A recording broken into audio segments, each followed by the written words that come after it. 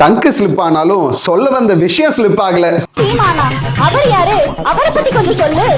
இவருதாமா தமிழ்நாட்டு மக்களை ஏமாத்தி திங்கிற திருட்டு திராவிட கும்பல்களோட. என்ன ப்ரோ, அண்ணனை எதிர்க்க வச்சுக்கிட்டு இவ்வளவு தைரியமா பேசிக்கிட்டு இருக்க? என்ன சொல்ல சொன்னா என்ன சொல்லிட்டு இருக்க? இந்த வாரம் என்னன்னே தெரியல, எல்லா கட்சியில இருக்கிறவங்களும் ஸ்டேஜ் போட்டு உண்மையை பேசிக்கிட்டு இருக்காங்க. அப்படித்தான் இந்த கட்சியில இருக்கிறவங்க கூட்டணி கட்சியான திமுகவை எதிர்த்து ஆர்ப்பாட்டம் பண்ணிட்டு இருக்காங்க.